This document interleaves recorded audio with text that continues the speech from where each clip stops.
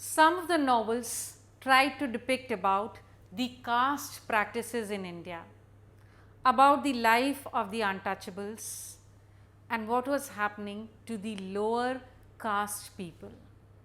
If we talk about Indulekha, it seems about a simple love story, but it gives a message, and the message is that in South there are two kind of Brahmins, the Nambudiri Brahmins and the Nayars.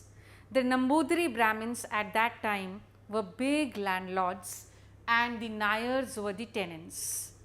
The Nambudiri Brahmins never wanted to marry the girls with the Nayars. But in this novel, the heroine Indulekha chooses to marry a Nayar named Madhavan, and she refuses the Suri Nambutri. And Suri Nambutri, he just tells the people that he is married Indulekha and actually gets married to a girl who is very poor. Slowly, Madhavan and Indulekha, they move to the city where Madhavan becomes a civil servant. In this novel, the clear description and the message of the writer is that there is nothing as caste. There are no highs and lows. Anybody who is educated and intelligent is actually high, and those who live in a very imaginary world, that they are very wealthy and they come from a very higher section of the society, are in fact fools. Then there is one novel written by Pothri Kunjumbu named Saraswati Vijayan, in which a story of a young lower caste man is being written. Here the story goes such that this man runs away from his village and takes up education. After studying law, he comes back again to his village, nearby district, and becomes a judge of the local court. In the meantime, the villagers, thinking that the landlord's men had killed the hero, they file a case against the landlord in the same court, and in the end it is the judge who actually reveals his identity, saying that he is the same man. So the message which goes is that if the lower caste people need to be uplifted, they feel the need of getting uplifted, they actually feel that they should get higher in position in the society, they must get educated. Education seems to be the only basis of rising above in the society.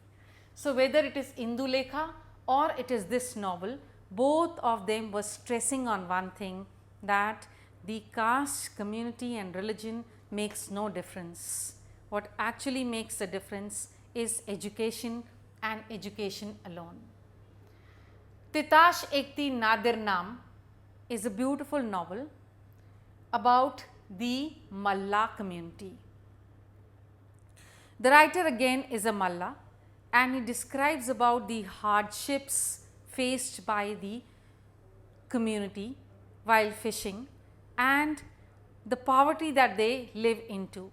So a beautiful description of the fishermen is being done by the writer in the novel named Titash Ekti Nadir Naam. Then we also see that the first Malayalam novel which was written was by Vakyum Muhammad Bashir, and he wrote about various subjects like Muslim household, poverty and also life in prisons. This was the first time that a Malayalam literature was written by a Muslim writer. He actually ran away from home when he was in class 5 to join the salt satyagraha.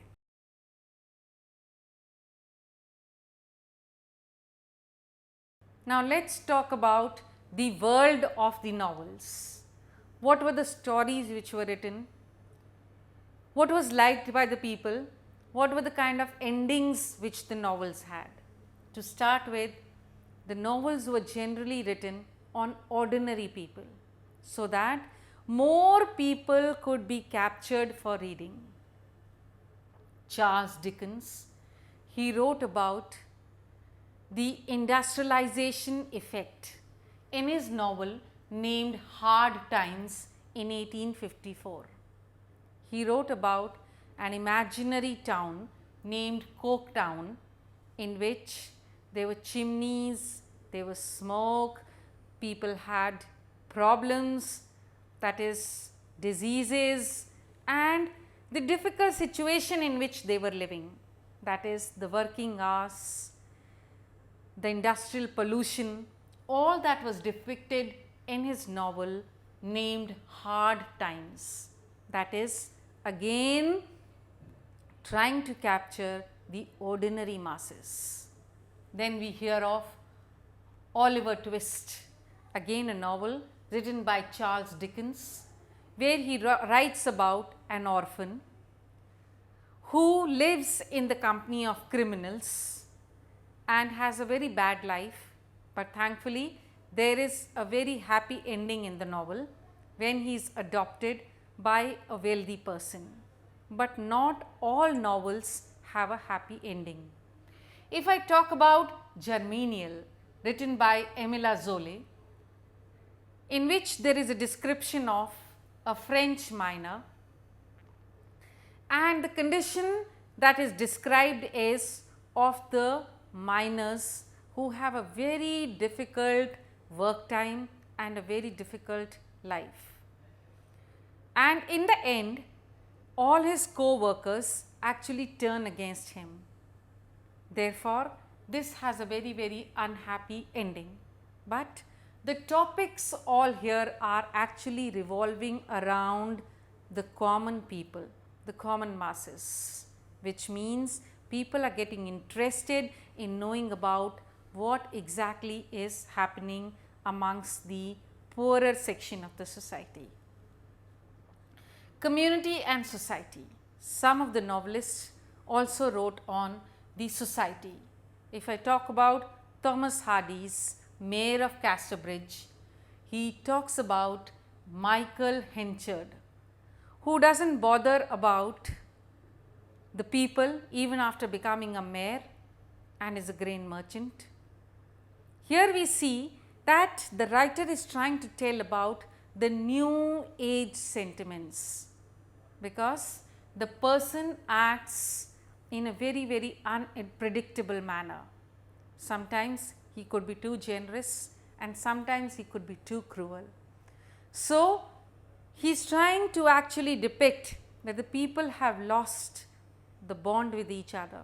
The sentiments of the old age have gone away, and that is due to industrialization. Most of the writers wrote in vernacular language, the new women.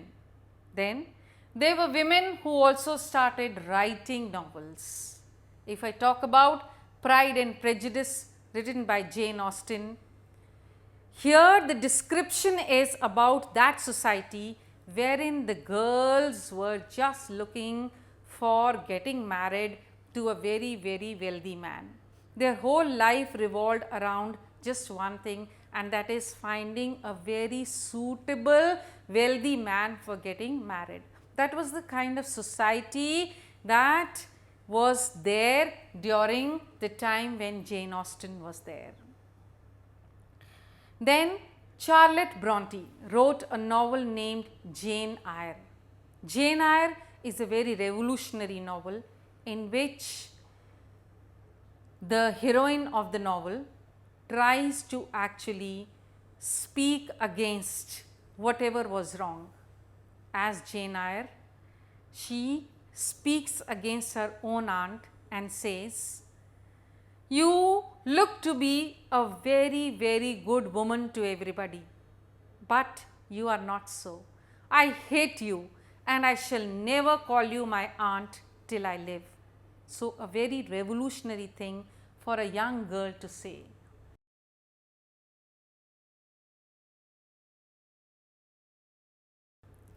In this clipping, we shall quickly learn about the names of the novels and their writers of South Indian, Hindi and Bengali. Let us start with it.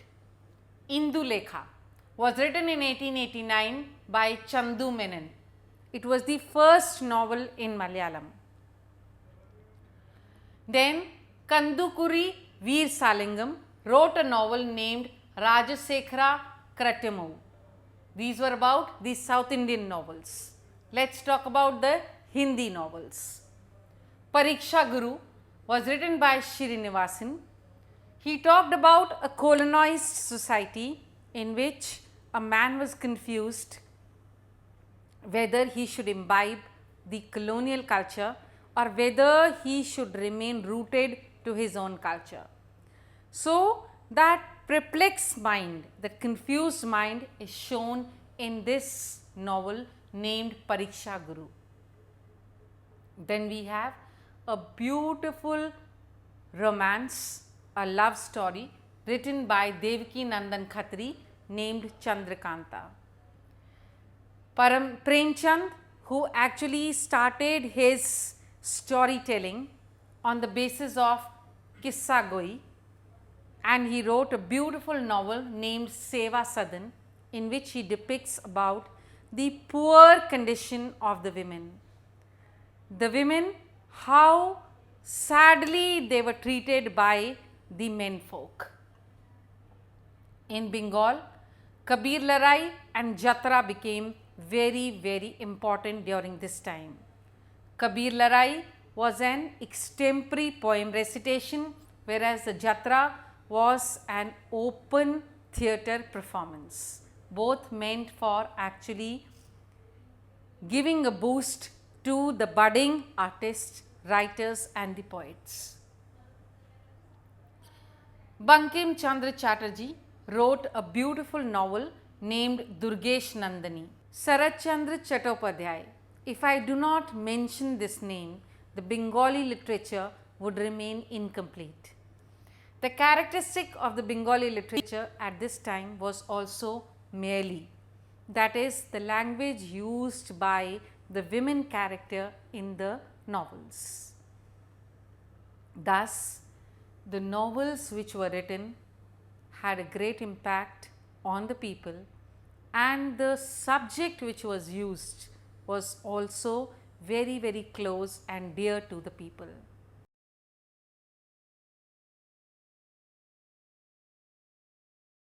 Continuing with the terms and concept, the next is domestic novels. Domestic novel, as the word suggests, is actually a novel which talks about a family life, about the domestic affairs of the people. Historical novels. Historical novels talk about the history of the various countries. Both are in fact very popular means of writing novels, both the domestic and historical. Kabir Larai. Kabir Larai is in fact a Bengali word which means extempore poem recitation. Bengal has been a land of literature, folk dance and various other such activities. So, Kabir Larai was in fact popularized in order to give boost to the budding poets. Bhadralok. Bhadralok again is a Bengali word and the meaning of it is a gentleman. Jatra. Jatra again is what was happening in Bengal at that time, that is the dramatic performance which was done in open theatres in order to encourage the young artists, the budding artists, was in fact the Jatra. Pen name. Pen name is a fictitious name generally taken up by a writer in order to hide his identity. Sometimes in the olden times, when women were not encouraged, or rather they were debarred from writing, they used to write under a pen name. Next is a satire. Satire is a very common feature of writing. This in fact is a witty criticism of something. Mallas. Mallas are the fishing community, that is those people who make their livelihood out of fishing. Next is a protagonist. Protagonist is the main character of the novel, a person around whom the entire plot, the entire story of the novel revolves. Maili. Maili is a language which is associated with the women's speech. These were all the new terms and concepts, and we are going to look into a very interesting chapter, that is the novel society and history. Let us continue with it in the next clipping.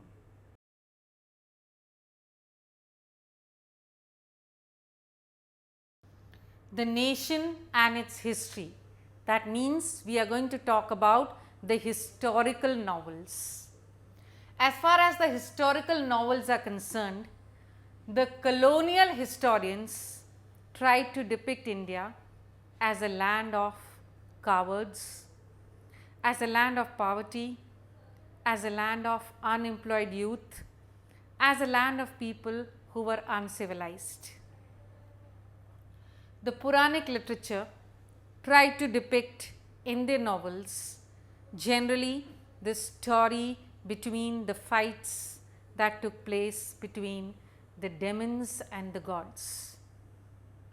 Then there is Anugrah Binomoyi, a novel written by Buddhadev Mukhopadhyay, who talks about great Shivaji,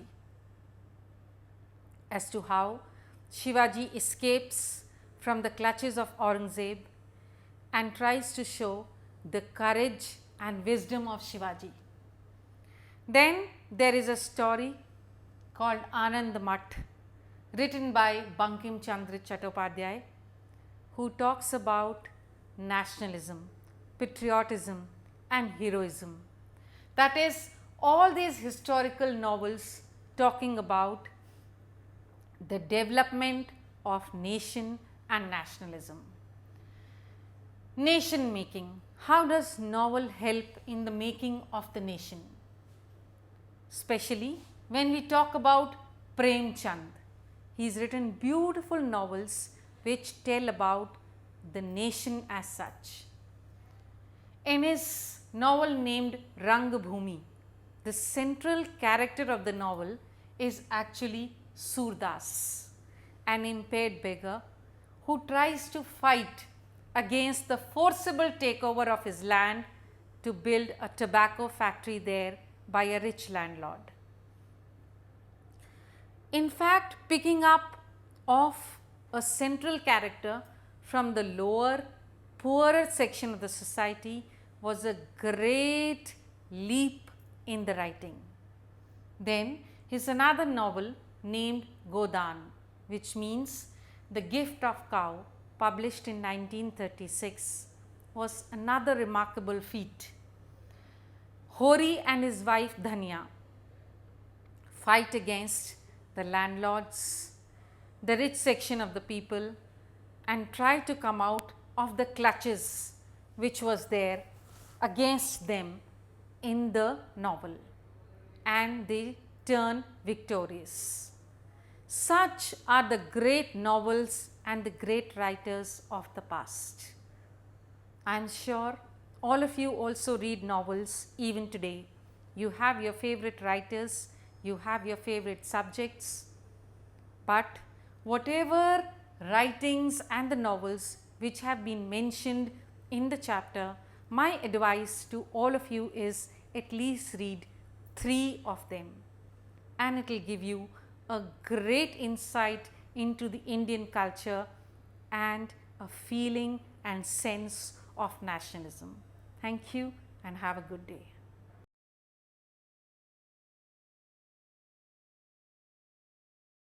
Here we see that Henry Fielding said that in fact he had created such an empire where the authors could survive without anyone. This was the story of the novels which slowly started emerging as a very, very strong force in awakening the ideas of the people. Now the publishing market. What happened to the publishing market? Here we see that the publishing market started booming up because of various factors. And the most important was that from 1740s onwards, they started circulating libraries. Now when they were circulating libraries, people from all walks of life started reading novels. They started having interest in writing and reading novels. The technological improvement in the printing press also gave a great boost to the publishing market. Now those who could not afford to buy novels, they started borrowing novels from each other, which means again that there is a rise in the readership which slowly can become a potential buyer.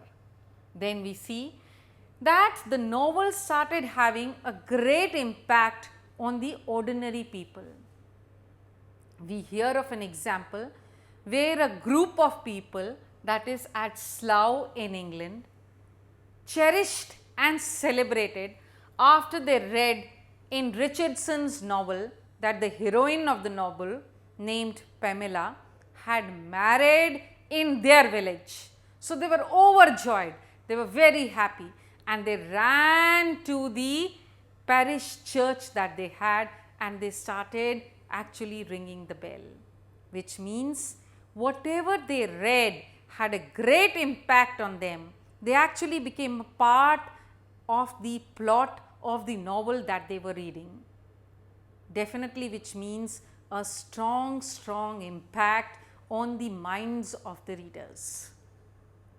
Now, Charles Dickens, he wrote Pickwick Papers, which became a serialized novel in one of the magazine that they had, which means he was trying to arouse the interest of the readers for a very long time, because the story was written in portions, in parts, and every time the reader would expect and wait desperately as to what lied in future. So this in fact is the story of the setting up of the popular medium called novel, and I continue with it in the next clipping.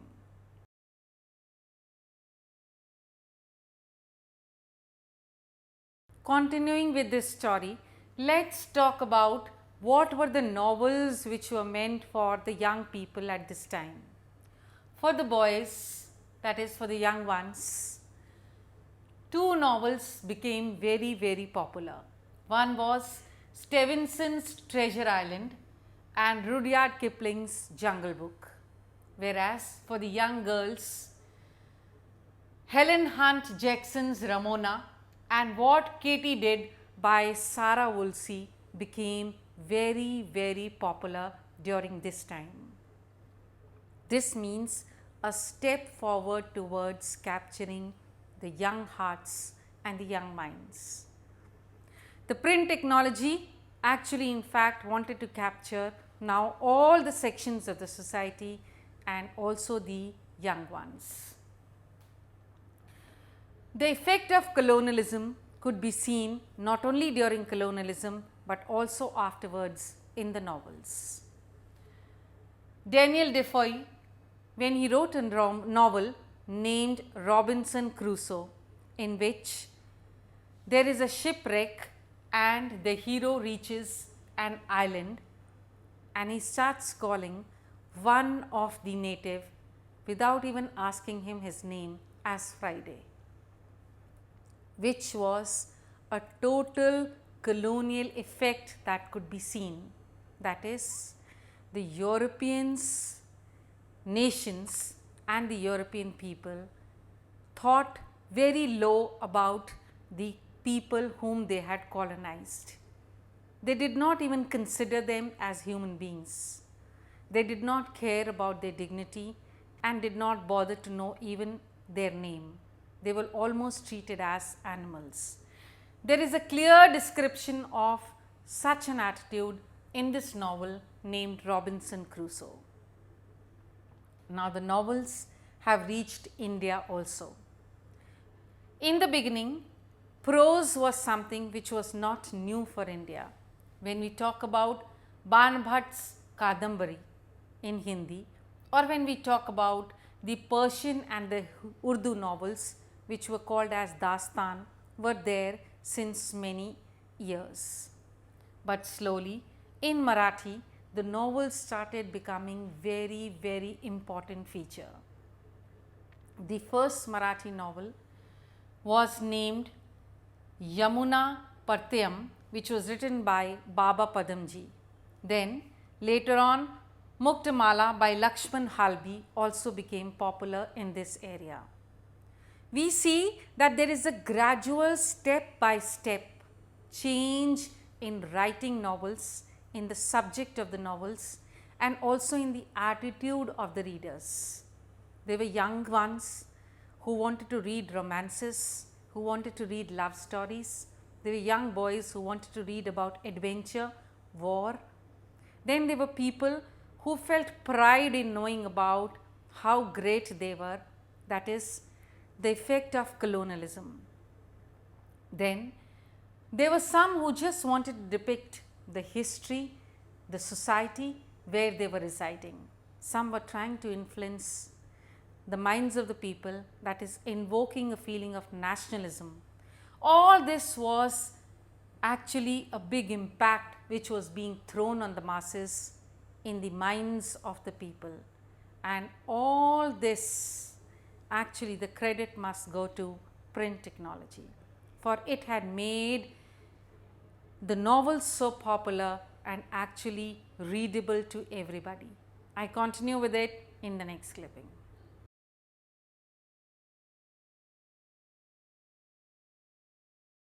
Now, let us talk about the uses of the novel, that is, how did people make use of the novels that they read.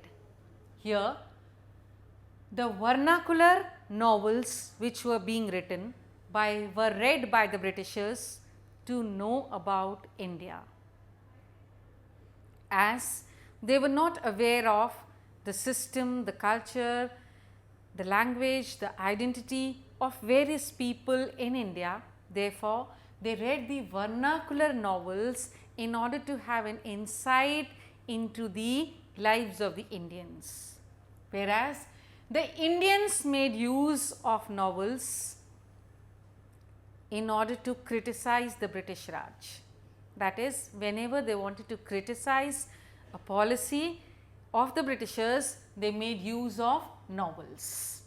Novels had another thing also, and that is, it created a relationship of the present with the past, as there was a connectivity.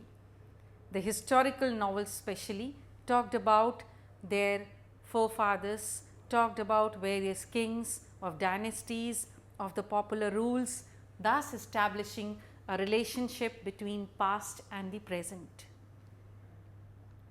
This also created a kind of unity in the country, because people from different walks of life started reading novels.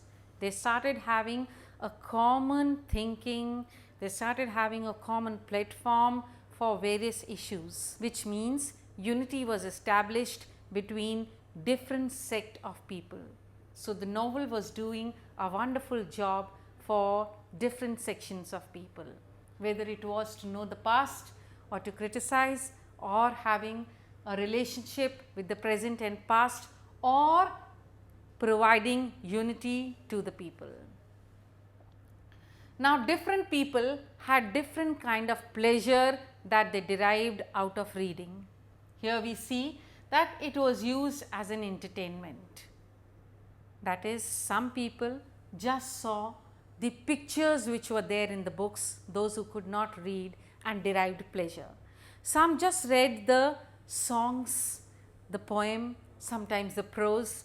So, they had a different means of getting entertained by reading novels. Then there were people who loved and enjoyed and entertained by group reading. That is, one person would read aloud to the rest of the people. Then there were Bhadralok, the gentlemen people, who loved silent reading. That is, in their own homes, they would have a seclusive reading to themselves. So, there are different modes of entertainment from the same book, that is the novel.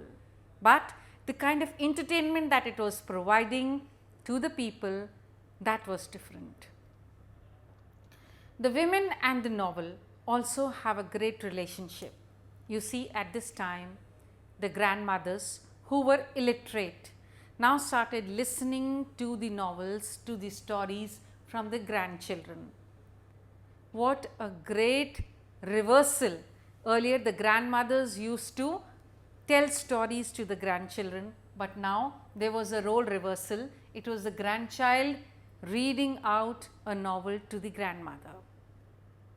Then Ruqayya Hussain, who had become a widow, wrote a beautiful novel named Sultana's Dream and also Padam Marg. Then we hear of Karunau Pulmanor Barbara, which was written by Hannah Mullins, which means inter-community development. Then we have Salibala Ghosh Jaya, who could actually write because her husband protected her and encouraged her to write. Whereas in South we see that women were discouraged from reading novels because the people thought that they would become corrupt if they read novels. So, in this clipping we have seen about the uses of the novel, the kind of pleasure that the people derived out of reading, and also how the women and the novel got interrelated. I talk about it in the next clipping.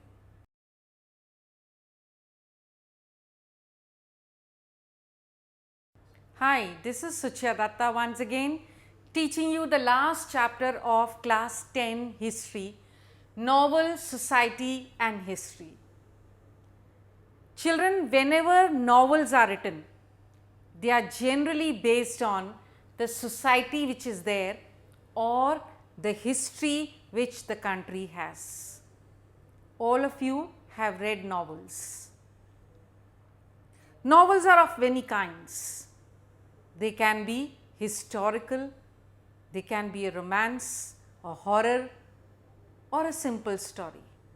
But all of us have our favorite novels, and I am sure all of you have read many novels. I need not tell you exactly what a novel is. But before I start with the chapter, I will tell you some new terms and concept which you need to know. Commonality. Commonality means actually sharing an attribute or the common features. This word comes from the word common. Next is serialized novel. All of you are familiar with TV serials these days, but there are serialized novels also. That is, a big novel is presented in a magazine or a journal in small parts, which keeps the suspense of the readers alive and which also makes people read novels at a very large scale. Epic. Epic is actually a long poem, and Ramayana is one of the great epic. Gentlemanly class. Gentlemanly class, as the word suggests, comes from the word gentleman. That is, a person who is well read, who has manners and who is different from others, is the gentlemanly class. Epistolary novels. Epistolary novels are those novels which are written in the series of letters. That is, the entire story is written in the form of letters to one another. Colonialism. The word colonialism means making more colonies. As in that century, European countries were making more and more colonies in Asia and Africa, and that run for making colonies actually was called colonialism. Slave trader. A slave trader is actually a trader, a merchant who deals in slave trading, that is buying and selling of human beings which are used as slaves, and that too was a common feature during the era of colonialism. Native. Native is a person who belongs to that area, actually who is the person belonging to that particular area, meaning to say, like for India, the Indians are the natives. In America, the Americans are the natives. Primitive. Primitive is in fact the earliest stage of civilization, that is when man actually started developing. The ancient age is the most primitive stage of civilization. Barbaric. This is in fact the opposite of gentleman. Barbaric is a person who is a savage, who has no manners, who has no etiquettes, who does not understand the world. That is a barbaric person. I will continue with the terms in the next clipping.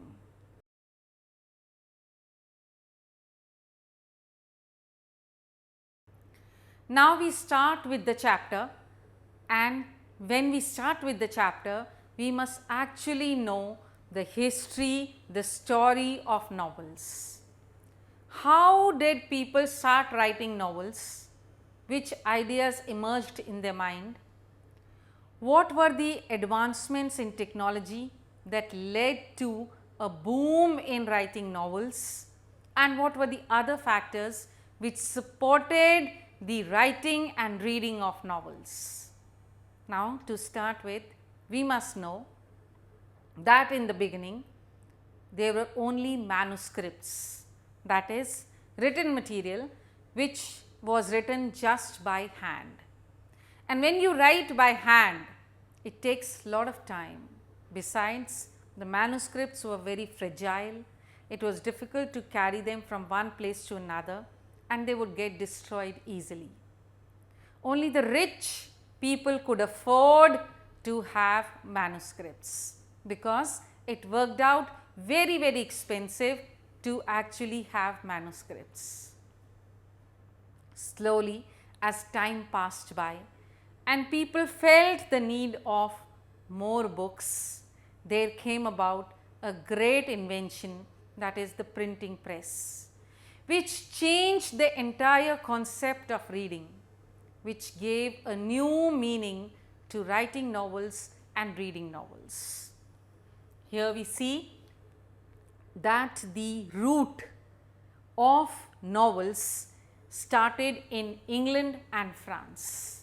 Here the lower middle class and the gentlemanly class both emerged as a very, very supportive group in reading novels, which means they gave great impetus, great advancement in writing novels. Slowly, the readership started expanding due to technological advancement, due to the lowering of the prices of the novels which were written, and also because the population had become educated.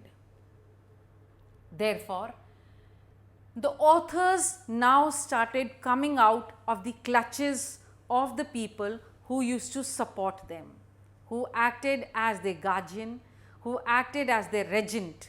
Now they became all independent by themselves, because they could now support themselves independently by selling in the market, as many people started selling and buying novels.